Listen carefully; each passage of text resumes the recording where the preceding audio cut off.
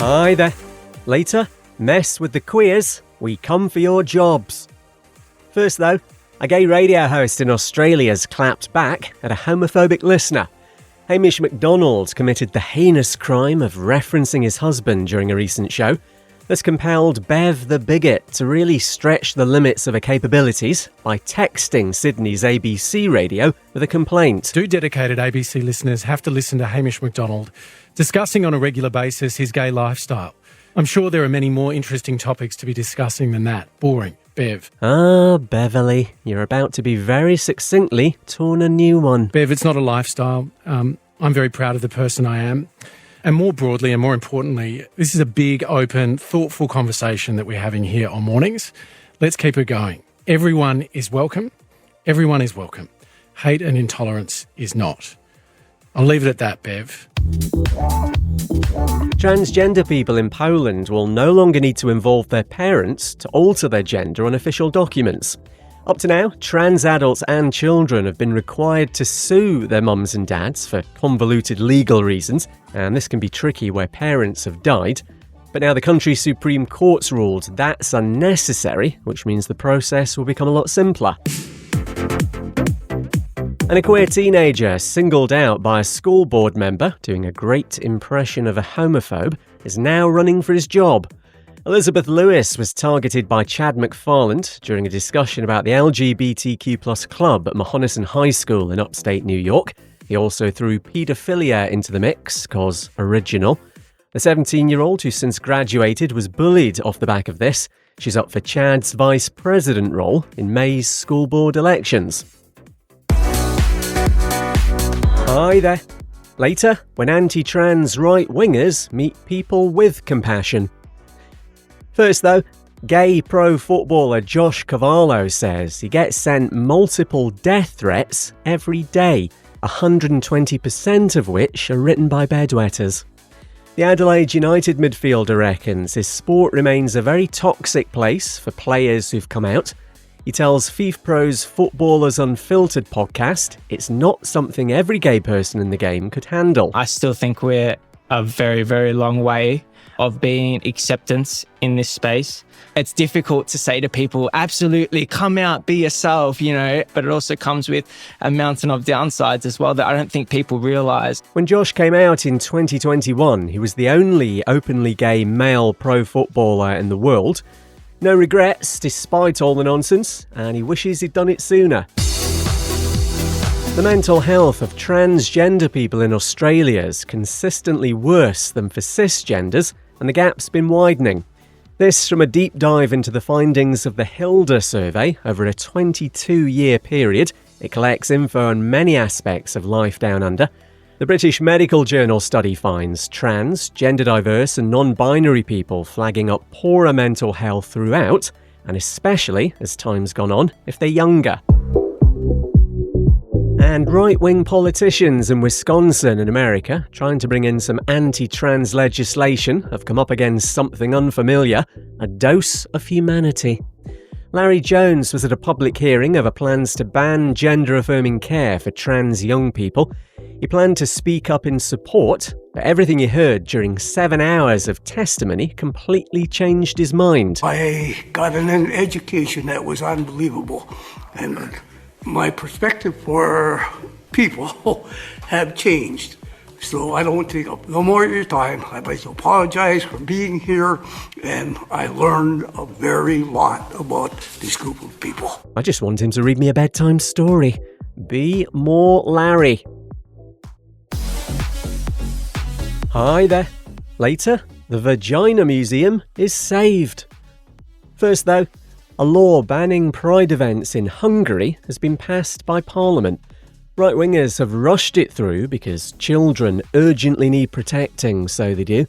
Their fragile little minds could be warped beyond repair should they but catch the briefest glimpse of a queer person and some meticulously applied glitter. Roland Papps, a journalist there, he tells the Jack Parrock YouTube channel, despite the ban, Budapest Pride in June is so going ahead. If tens of thousands of people show up, they cannot stop it. The Hungarian police will not have the resources to track down all the people. This is no way that it is possible in 2025 to ban a Pride March in the EU. Lawmakers against the ban let off rainbow-coloured smoke bombs in Parliament, and several thousand people protested nearby. It's just the latest in a number of anti-queer measures there. The homophobia of a pro soccer player in France does make you wonder, has she been heading the ball too much? Erin Fontaines told a Christian news outlet, "We know very well homosexuality is a sin and encourage gay people to fight against their sexuality."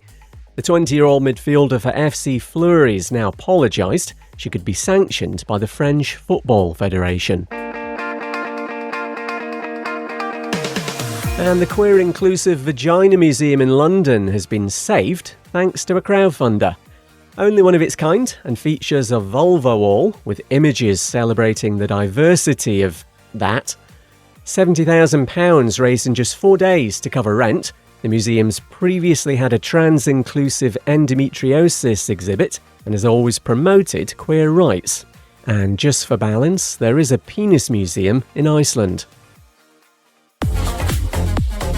Hi there. Later, things get pretty hairy in Dublin.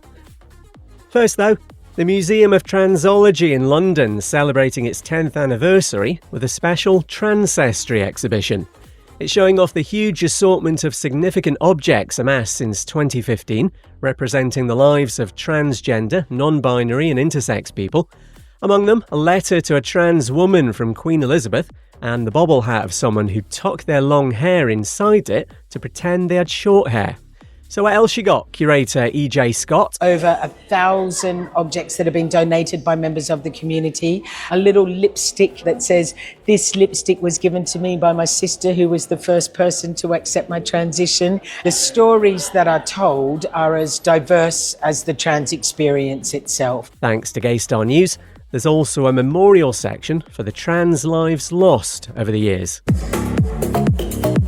A right-wing US politician who supported plans for an anti-trans law under the guise of protecting girls is accused of trying to solicit one for sex.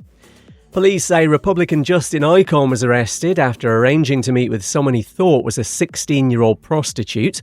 The Minnesota senator, who's 40, was actually messaging detectives. He recently backed a failed attempt to exclude trans females from women and girls sports. And Bear Failure Weekend kicks off later in Dublin, celebrating Ireland's bear community of big, hairy gay men. It's been a thing since 2010, and this year includes a bear bus tour, a bear sauna, and bear bingo. Plus, drag queen Panty Bliss hosts Mr. Bear Island, with competitors vying for the Glitter Bear Trophy. Hi there. Later, why a non-binary person's suing Ryanair. First though, after a big ol' hoo-ha in boxing over gender eligibility, the findings of an investigation by the governing body are now imminent. Follows the relentless abuse of 2 female competitors at the Paris Olympics who were wrongly accused of being trans. Our August 5th episode from last year has got all the ins and outs. World Boxing says an updated policy is nearly good to go. They've been consulting with medical experts and the Independent Council for Women's Sports. Algeria's Iman Khalif's one of those not trans boxers targeted. She tells ITV News the impact was far-reaching. Even my mother was deeply affected. She was going to the hospital almost every day. My relatives were also impacted, and the entire Algerian people felt the weight of the situation. This went beyond just a sporting issue or a game. It escalated into a major media campaign. And among the culture war cretins stirring the pot last year, you had Harry Potter's wicked grandma, the orange convicted felon and sexual abuser in the White House, and President Musk. Ryanair's being sued by a non-binary person over the airline's lack of gender-neutral options when they were booking. The customer wanted flights from Berlin to Gran Canaria, but only had Mr., Mrs. or Miss to choose from. They're suing the firm for €5,000 for discrimination and want the inclusion of gender-neutral titles on Ryanair's website. And some good news to end the week. A bigoted Christian teacher sacked for telling pupils being queer's a sin. has lost a fight over a dismissal at London's High Court. Praise the Lord. Gladys Ledger had also been attempting to warp the minds of 11 and 12-year-olds by saying trans people are just confused. And another one of her pearls of wisdom, you should put God before the LGBTQ ideology. No time to tell you that. The second Queer Voices Festival kicks off later in Boston, in America, showcasing short plays and performances by LGBTQ+ artists. I'm Kev McGraw. See you next week.